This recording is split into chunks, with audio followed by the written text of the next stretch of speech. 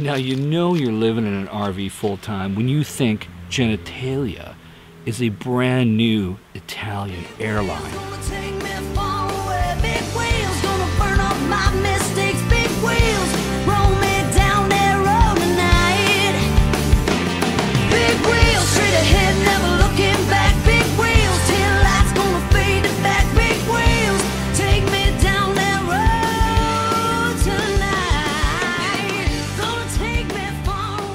Okay, tubers, I've alluded to some of the crazy amount of small expenses that happen when you become an RVer full-time.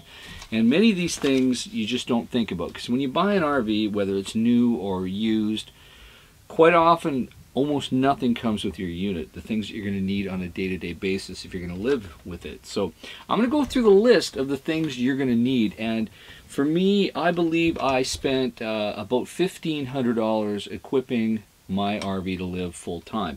Now this list is going to be bigger or smaller depending on your situation, your lifestyle, your needs, and where you live. First of all, you're going to need an outdoor folding table for when you want to barbecue outside or do things outside. You're going to need outdoor patio furniture. You're going to need a barbecue of some sort because you don't want to cook inside all the time, especially when you're on a hot day in Arizona.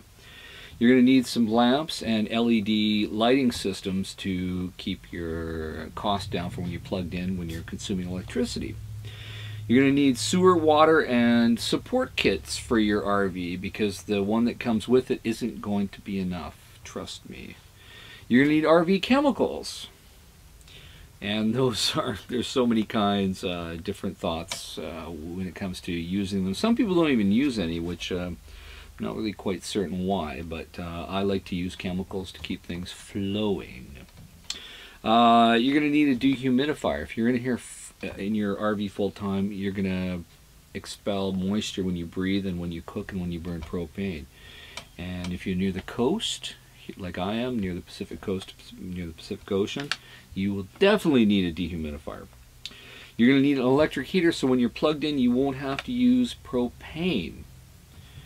You're going to also need a whole bunch of cookware and dishes because all that heavy crap that you got at home probably isn't the best. I've moved to a lot of plastic stuff and lighter weight cookware, so when I do drive around I'm not carrying extra weight because it does all add up.